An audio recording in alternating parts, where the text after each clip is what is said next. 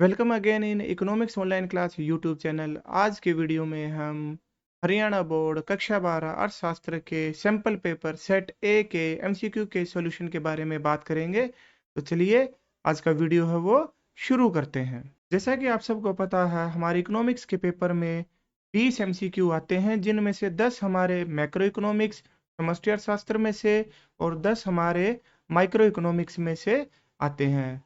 तो चलिए सबसे पहले हम सेक्शन ए माइक्रो इकोनॉमिक्स के एमसीक्यू को सॉल्व करते हैं। हमारा क्वेश्चन नंबर 1 है, क्या होना चाहिए इसका विषय वस्तु है।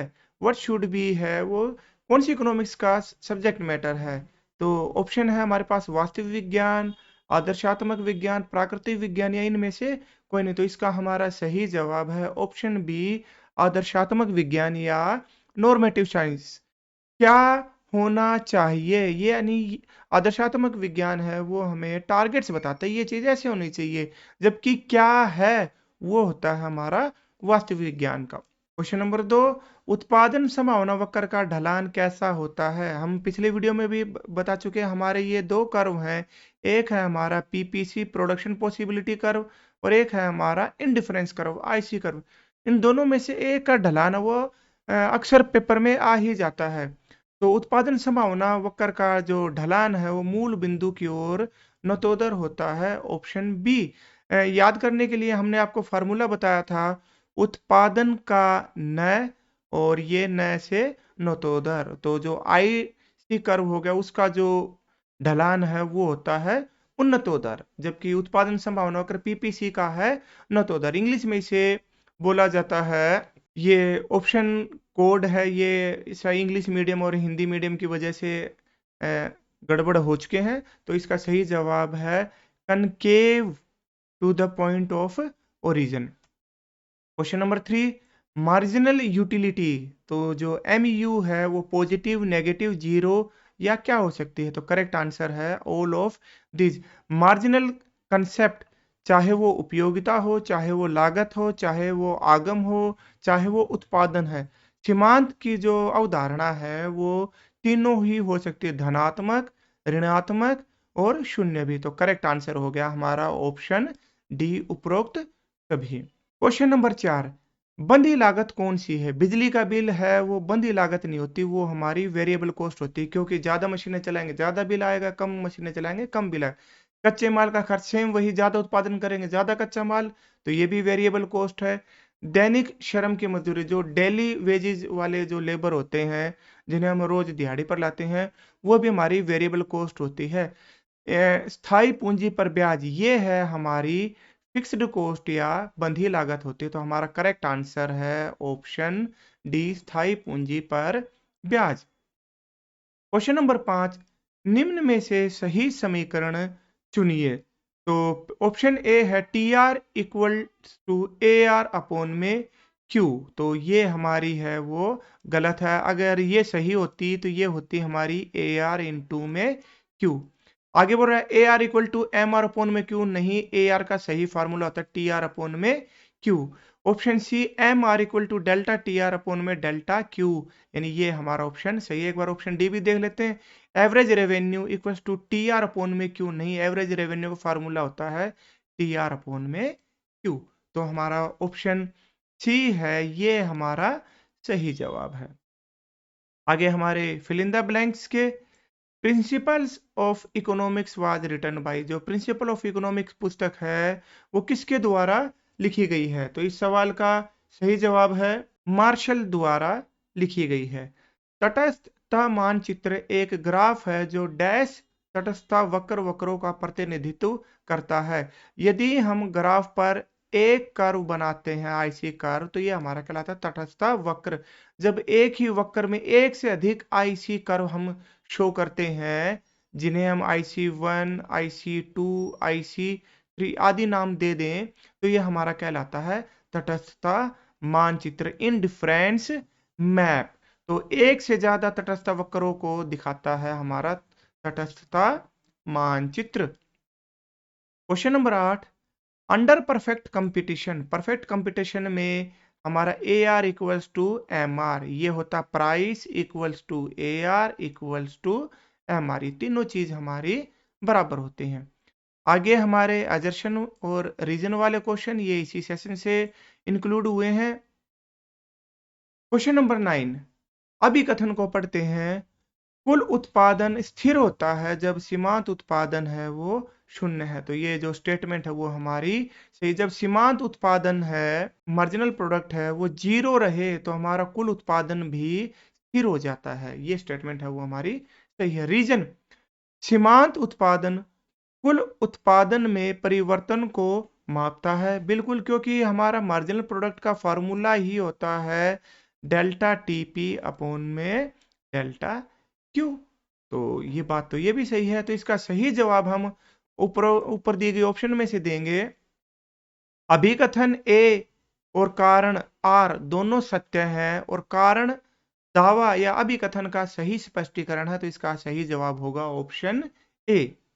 आगे बढ़ते हैं क्वेश्चन नंबर 10, ऋणात्मक सीमांत आय मार्जिनल रेवेन्यू तभी संभव है जब कीमत गिर रही है तो हमारा जो MR है वो घटता जाएगा। तो ये स्टेटमेंट है वो हमारी सही है।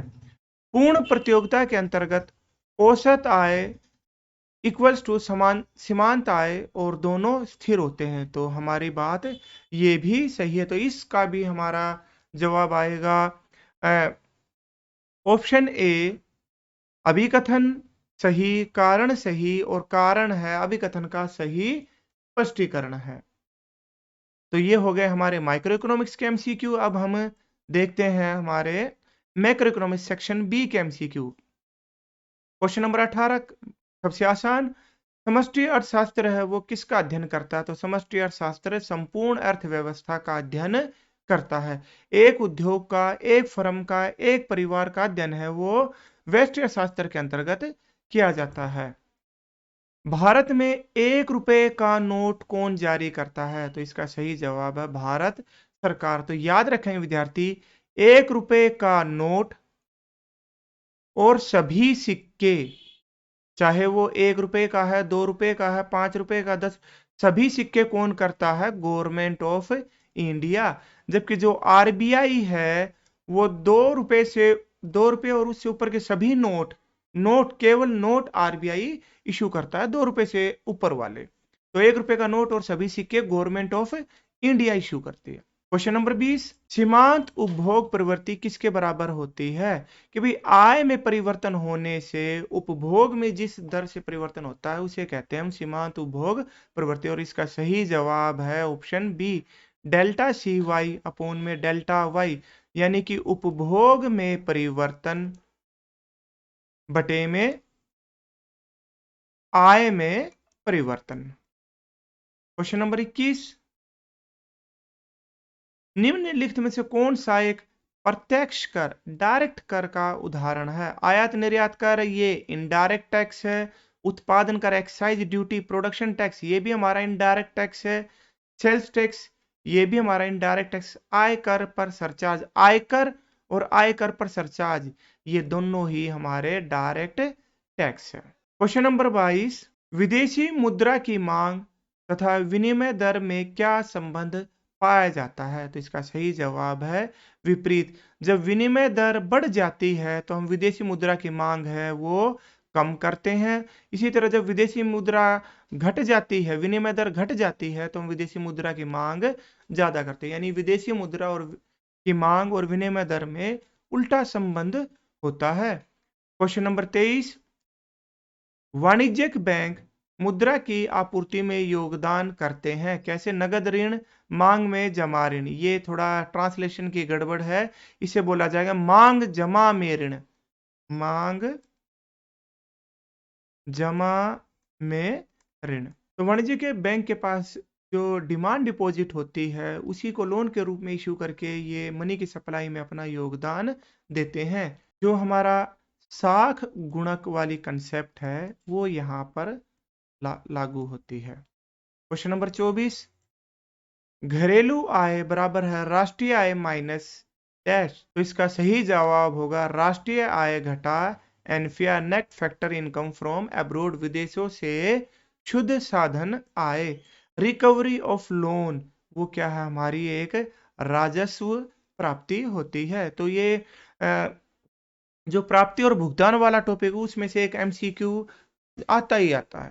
क्वेश्चन नंबर 26 और 27 फिर से एजर्शन और रीजन वाले, तो पढ़ते हैं। क्वेश्चन नंबर 26 के एजर्शन है हस्तांतरण आय, जो ट्रांसफर इनकम होती है, जैसे छात्रवृत्ति है, बुढ़ापा पेंशन, उसको राष्ट्रीय आय के आकलन में शामिल नहीं किया जाता। तो ये तो बिल्कुल सही बात है। कारण क्या दे रहा है ये? हस्तांतरण आय को साधन सेवाएं प्रदान करने के लिए पुरस्कार के रूप में अर्जित नहीं की जाती। तो बात तो ये भी सही है, क्योंकि जो ट्रांसफर इनकम होती है, हस्तांतरण आय होती है, उसके बदले में कोई फैक्टर सर्विस है वो नहीं दी जाती। फॉर एग्जाम्पल, जैसे वृद्धावस्था पेंशन है, उस पेंशन को प्राप्त करने के लिए जो वृद्ध है वो सरकार को कोई सेवा प्रदान नहीं करते। तो इसका सही जवाब होगा हमारा ऑप्शन ए, अजर्शन सही, रीजन सही, और रीजन है वो अभिकथन की सही व्याख्या करे। और आज की क्लास के लिए लास्ट क्वेश्चन, क्वेश्चन नंबर 27,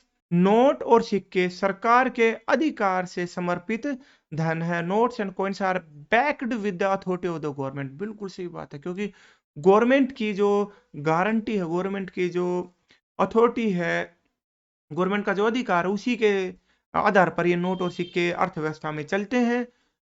कारण नोट और सिक्के वैध मुद्रा है, लीगल टेंडर्स होते हैं। बिल्कुल सही, तो इसका भी जवाब हो जाएगा हमारा option A, assertion true, reason true, और जो रीजन है करेक्ट एक्सप्लेनेशन ऑफ अजर्शन। तो प्यारे बच्चों, ये थी हमारी आज की क्लास। आज की क्लास में हमने हरियाणा बोर्ड कक्षा 12 अर्थशास्त्र के सैंपल पेपर सेट ए के एमसीक्यू के सॉल्यूशन के बारे में सीखा। तो ऐसे ही और वीडियो के लिए आप हमारे चैनल से जुड़े रहिए। Economics online class YouTube channel से जुड़े रहने के लिए आप सबका धन्यवाद। जय हिंद, जय भारत।